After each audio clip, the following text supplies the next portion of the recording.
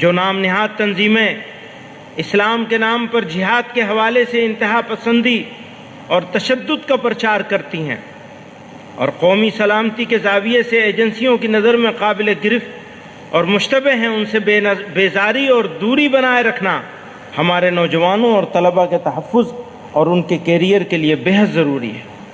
جانے انجانے میں ذرا سی غفلت ان کو برباد کر سکتی ہے۔ بھارت ہمارا وطن ہے۔ جتنا یہ وطن نریندر مودی کا، جتنا یہ وطن نریندر مودی اور موہن بھاگوت کا ہے، اتنا ہی یہ وطن محمود کا بھی ہے۔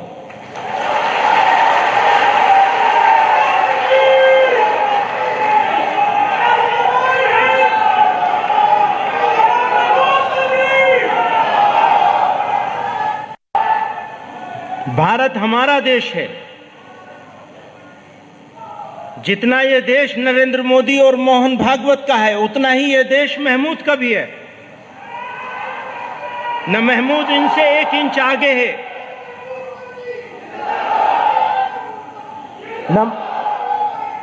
نہ محمود ان سے 1 انچ آگے ہے، اور نہ وہ محمود سے 1 انچ آگے ہے۔ ساتھ ہی اس دھرتی کی خاصیت یہ ہے، دھیان کریے گا، ساتھ ہی اس دھرتی کی خاصیت یہ ہے کہ یہ خدا کے سب سے پہلے پیغمبر ابو البشر سیدنا آدم علیہ السلام کی سرزمین ہے۔ آپ یہیں تشریف لائے۔ یہ دھرتی اسلام کی جائے پیدائش ہے، یہ مسلمانوں کا پہلا وطن ہے۔ اس لیے یہ کہنا، یہ سمجھنا اور یہ بولنا کہ اسلام باہر سے آیا ہوا کوئی مذہب ہے، یہ سراسر غلط اور تاریخی اعتبار سے بے بنیاد ہے۔ اسلام اسی ملک کا مذہب ہے، اور سبھی مذاہب میں، سارے دھرموں میں، سارے ریلیجن میں سب سے پرانا مذہب ہے، سب سے قدیم اور پرانا بھی ہے۔ اسلام کے آخری پیغمبر حضرت محمد صلی اللہ علیہ وسلم اسی دین کو مکمل کرنے کے لیے تشریف لائے تھے۔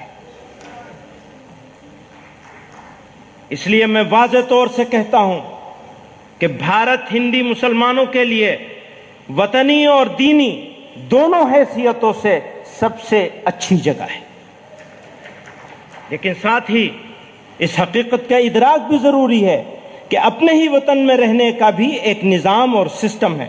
اگر وہ نظام درست ہے تو اس ملک کے باشندوں کے لیے رہنا آسان ہوگا، اور وہ نظام بگڑ جائے گا تو شہریوں کی زندگی مشکل ہو جائے گی۔ اس لیے ہمیں دیکھنا ہوگا کہ ہمارے ملک کا نظام کیسا ہے، اس کے چلانے والے اپنی ذمہ داریوں کے تئیں کس قدر مخلص ہیں۔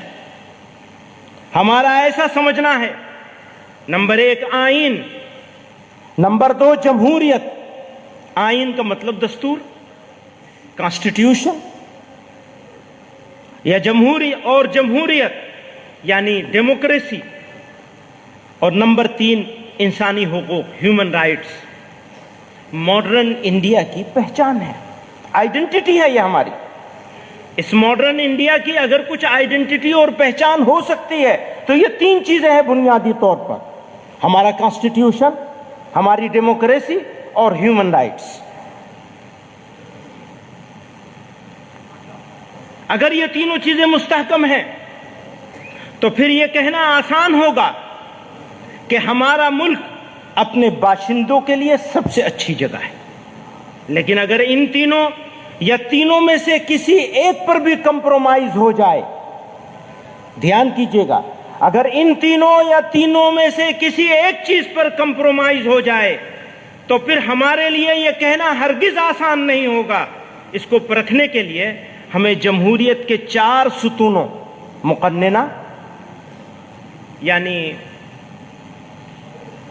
کیا کہنا چاہیے مقننہ کو، انتظامیہ، ایڈمنسٹریشن، عدلیہ، یعنی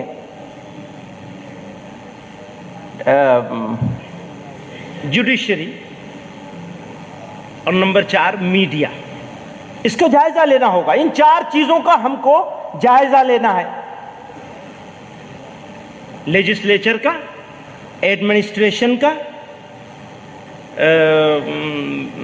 جوڈیشری کا اور میڈیا کا.